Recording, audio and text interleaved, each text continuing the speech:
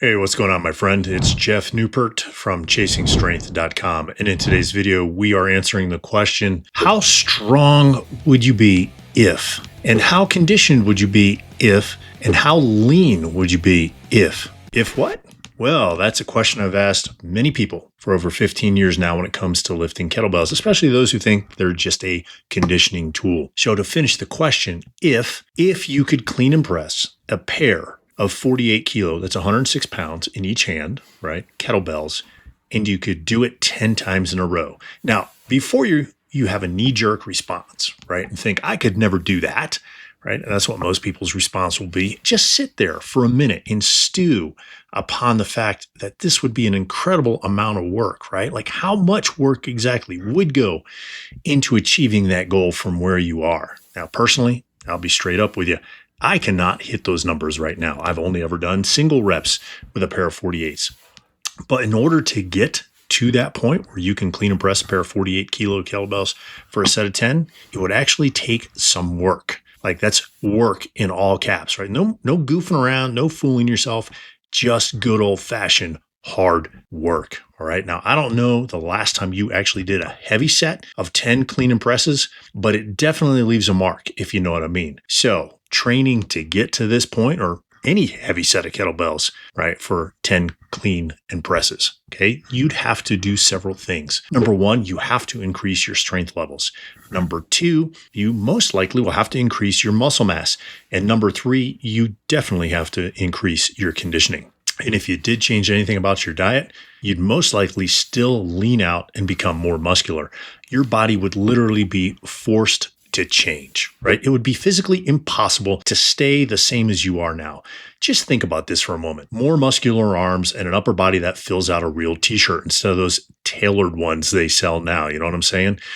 A ticker that took the stairs, you know what I mean by ticker, right? The heart, right? That took the stairs and hills with ease without feeling short of breath, and a waist that no longer looked like, well, a pile of waste. You know what I mean? The truth? Well, you may never get to clean and pressing a pair of 48 kilo kettlebells for 10 reps. But imagine how you'd look and feel if you only got to a pair of 40s, or a pair of 36s, or a pair of 32s, or even a pair of 28s. Here's what one of my customers, Cutter Olhorn, said about a 1.5 year journey that he spent with the clean and press. Okay, we'll put this up here on the screen. He says, due to my career in the Navy, I ran the program with a good deal of calisthenics and running baked into my days about 3 times a week. So in other words, not perfect conditions. All right. I took seriously your challenge to see how long I could stay focused on the program without shifting to another. In the 1.5 years that I ran the program, I went from clean and pressing double 50-pound kettlebells times 5 reps, 20 times, in other words, 20 sets of 5 in 30 minutes, to clean and pressing with some leg drive. In other words, a mild push press, double 85 dumbbells for sets of 8 for 13 sets. Okay. That's what he means by 13 times in 30 minutes. Now, here's the kicker. In that time, my upper back and traps exploded, and my arms and chest filled out my t-shirts in ways they never have before. After years of going to the gym, I finally looked like I lifted. The results came despite the interrupted sleep, poor nutrition, and stress that comes with serving in the military. Thank you. So let me ask you a question. How much could your physique change in the next 18 months? How about your energy levels? Would they be better? Well, of course they would. How would you get started on such a journey? Simple. One step at a time. Put one foot in front of the other and walk forward, keeping your eye on the prize and the goal in sight. Here are 5 specifics that will get you started today, okay? Number 1, learn, practice, and polish double kettlebell clean and double kettlebell press techniques. They're different from the single techniques. Setup, stance, stroke, and body position. Similar, but different. Number 2, build your strength.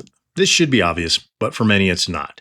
You're going to have to, in many cases, do some assistance exercises. Double front squats, double swings, double high pulls, renegade rows, hanging L raises, even some L sits. It's just an example, okay, or just examples. Yeah, and I know I did put some core work in there. You just can't shoot a cannon from a canoe, you know? Number 3, pack on some muscle, excuse me, which then in turn supports your strength. More muscle equals more potential strength. Number 4, here comes the hard part for some people who just like to get a good workout in. You'll notice that this is number 4, okay, not number 1. Improve your conditioning. In other words, your Metcon, okay, as some people like to say. This is where you're actually building your motor, your heart and your lungs, along with your peripheral vascular system, your arteries, veins, and capillaries. This helps you recover so you can lift more often. Slightly higher rep ranges, less rest, both, yes. Okay. And number 5, this is the most important point of all. So take note here. Okay. Practice patience. Yes, patience, the one quality we could all undoubtedly use more of. Patience determines your ability to follow the process. Remember, the tortoise beat the hare. Just imagine if 6 months from now, you could clean and press 10 reps with the next bell size up. That means if you're currently doing 224s, you'd be doing 228s. And then 1 year from now, you bumped up another bell size. So instead of 228s, you're doing 232s.